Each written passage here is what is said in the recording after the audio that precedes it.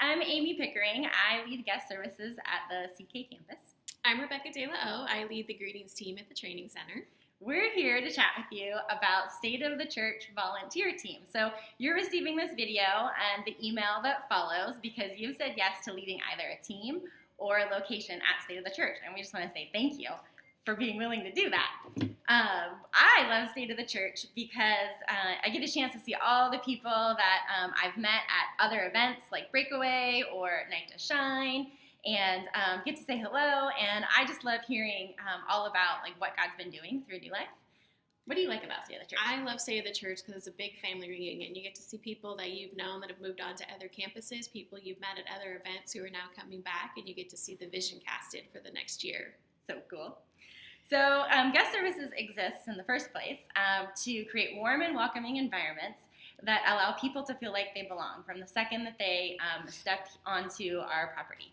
We work from the street all the way to the seat, and we remove barriers that otherwise prevent people from hearing the message and hearing the voice of God and knowing what to do about it. So here's 3 things that you need to know going into the State of the Church and getting ready for your volunteers. Yeah. So first thing is sit one, serve one.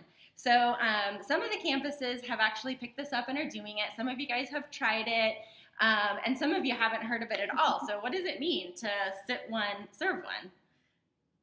It means that we ask you to actually sit through one entire gathering and hear the entire message from beginning to end, and then serve one so that you can help do everything that needs to be done behind the scenes. Right. So that's a pretty big ask for some campuses that are used to just serving for 10 or 15 minutes before or after a gathering.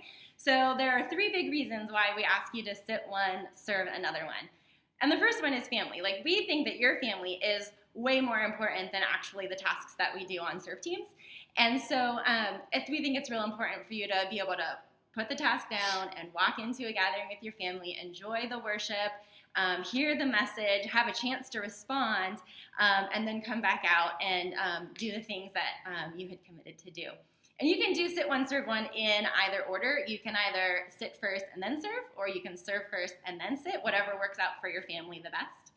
The second thing that we talk about in Sit One, Serve One is your opportunity to get fueled up. We know that good leaders lead from the overflow of their heart, and we want you to have the opportunity to get fed by sitting in the gathering and hearing the whole message and participating in worship.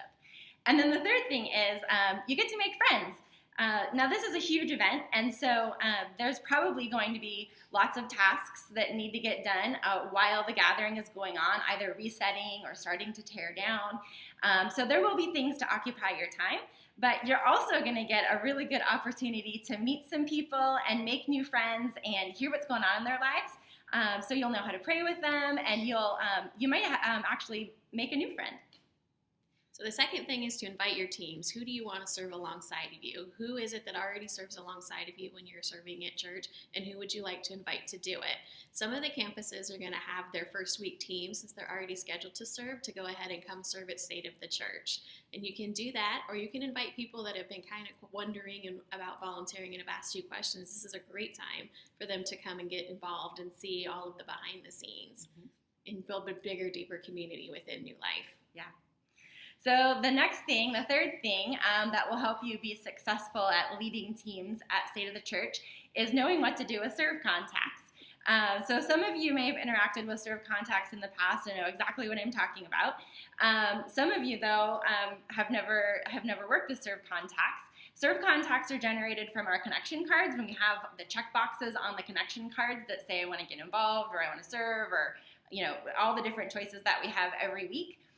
Whenever someone checks off that box, they become a serve contact, and there are specific ways that we interact with them to get them onboarded. So this weekend, we'll actually have a checkbox either in the program or on connection cards for people to get involved in State of the Church. And there are 3 ways that we then interact with that serve contact. We have text scripts, email scripts, and phone call scripts that we have written, and we will be sharing with you and teaching you how to interact with serve contacts and help fill up your team. So Amie, what's next? Do we have more training videos coming? Yes. So we are going to be making a couple more videos as we get closer to State of the Church and sending them out. The next training video that we'll have for you as leaders will be exactly how to process those serve contacts. We're going to walk through step through step with all of those scripts and teach you how to use them and how to onboard your serve contacts. And then we'll also be making the next video, the first video for volunteer teams, kind of a what you need to know for serving at State of the Church if you're not leading but you are volunteering, what you can expect the day of. So stay tuned. I'm so excited you guys are going to serve with us.